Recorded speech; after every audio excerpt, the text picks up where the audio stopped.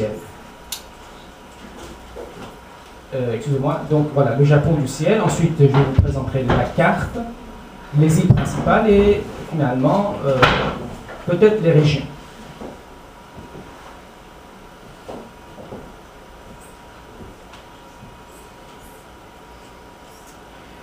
Donc, l'archipel du Japon ressemble beaucoup à une sorte de dragon. C'est pour cette raison c'est un animal fétiche, mythologique dans la culture japonaise.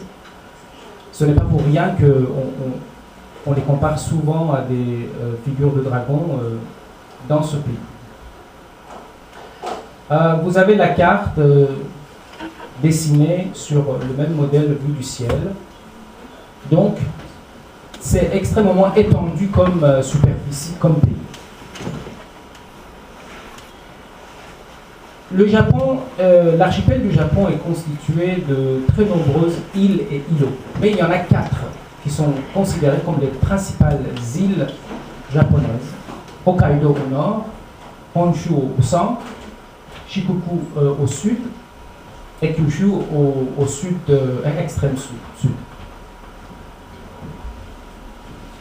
Je passe très rapidement sur ces questions puisque le propos principal n'est pas sur ces questions-là. Alors, la langue japonaise est constituée de 3 systèmes linguistiques. Un système qui s'appelle hiragana, un autre système qui s'appelle katakana, et enfin un dernier système qui s'appelle kanji, ou les idéogrammes. Les deux premiers systèmes en fait sont des syllabaires. Ce sont des syllabes qui constituent la moitié, disons, de la langue, la grammaire japonaise. Et ensuite, les kanji sont des idéogrammes qui ont été empruntés au chinois, à la langue chinoise. Donc, les hiragana et katakana sont purement japonais comme invention et qui datent du 9e siècle de notre ère. Certains parlent du 4e siècle, mais en gros, c'est au 9e siècle qu'on a trace de hiragana et katakana, tandis que les kanji, les idéogrammes chinois, sont très anciens. Mais je vais vous juste donner une idée à quoi ça ressemble, ces systèmes-là, avec quelques petits exemples, si j'arrive.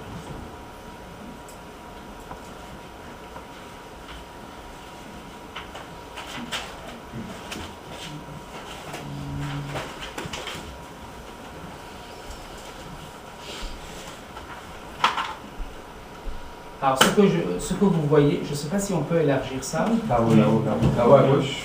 À gauche un peu, à gauche. 37,5. T'augmentes. Non, voilà.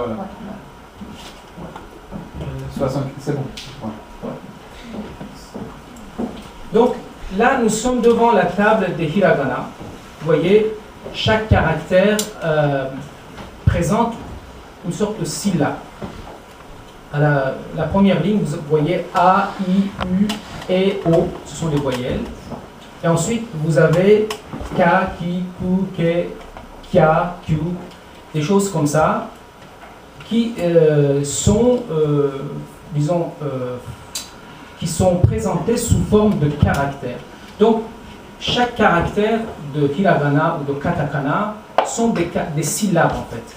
Il ne s'agit pas de consonnes et de voyelles. On a seulement 5 voyelles, comme vous voyez à la première ligne, et puis ensuite ce sont des syllabes. Ça c'est hiragana, et katakana en fait c'est la même chose que les hiragana, avec la différence, comme vous voyez, que les caractères sont un peu plus carrés. Et pourquoi les katakana? Parce que les katakana sont la partie, si vous voulez, du système de la langue japonaise qui doit utiliser les mots d'origine étrangère. Autrement dit, quand dans la langue japonaise, on veut écrire, par exemple, un nom ou un mot d'origine étrangère, il faut l'inscrire avec des katakana et non pas de hiragana. Et quant au hiragana, c'est plutôt pour écrire, rédiger des mots d'origine japonaise. Ça, c'est en ce qui concerne les hiragana et les katakana. Je viens maintenant sur les kanji.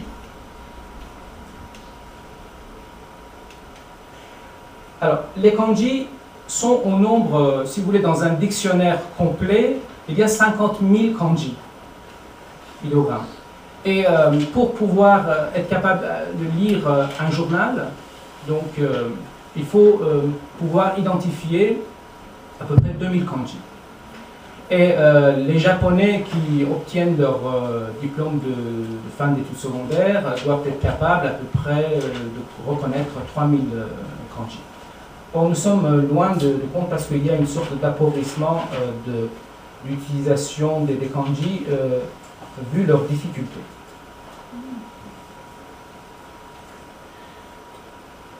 Je vais essayer d'aller. Vous voyez, à votre gauche, vous avez l'idéogramme qui ressemble, je ne sais pas si c'est, en tout cas, donc chaque idéogramme peut signifier plusieurs choses à la fois. Et chaque idéogramme contient une clé. Donc c'est la clé qui différencie un idéogramme des autres. Et quand vous voyez bien, ces idéogrammes-là se ressemblent. Ce sont des traits horizontaux et verticaux, et parfois avec des ronds, avec des carrés, etc., qui signifient certaines choses. Par exemple, je suis tombé sur un bon exemple. Ce kanji se prononce naka, ce qui veut dire milieu, et en même temps chuo, qui est d'origine chinoise. Donc il y a deux prononciations possibles pour les kanji, la prononciation chinoise, la prononciation japonaise. Et les Japonais doivent utiliser les deux, combiner les deux pour dire les kanji de manière convenable. Donc, quand on dit, par exemple, quand on dit naka, ça devient japonais, puisque c'est syllabaire. Et quand on dit chuo, c'est plutôt chinois. Et les deux veulent dire milieu.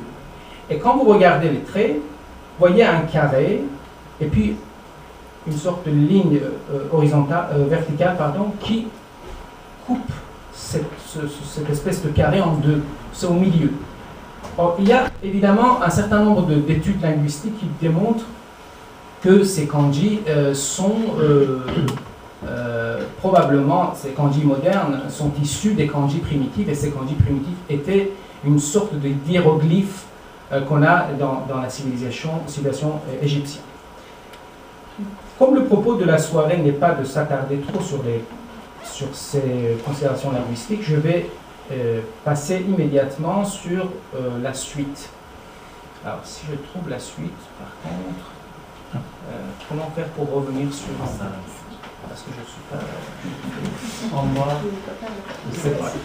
Ça diffère de la version de ma 27. Pardon? 7. Après 6. Non, mais je sais, mais je voudrais le. Plus deux fois. Non. C'est bien pas. C'est pas deux fois. Il faut juste. En bas. Oui, c'est ça. C'est peut-être. Ah, c'est là. Voilà. Merci beaucoup. Tout à fait. Là, c'est bon. Merci.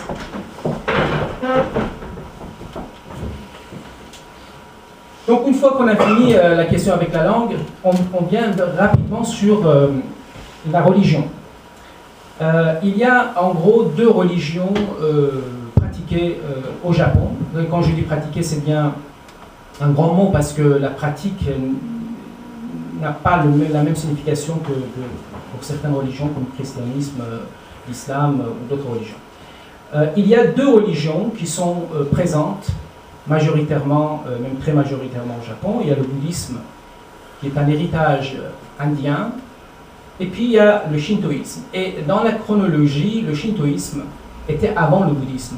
Mais aujourd'hui, quand vous interrogez un japonais sur sa religion, il va vous dire qu'il est à la fois shinto, ou shintoïste, et bouddhiste. Et pour les mêmes raisons, les temples bouddhistes et shintoïstes ne sont pas les mêmes. Les temples shintoïstes sont ornés de couleur orange et décoratifs, alors que les temples bouddhistes sont beaucoup plus ternes, beaucoup plus, on va dire, sobres par rapport aux temples de Shinto. Mais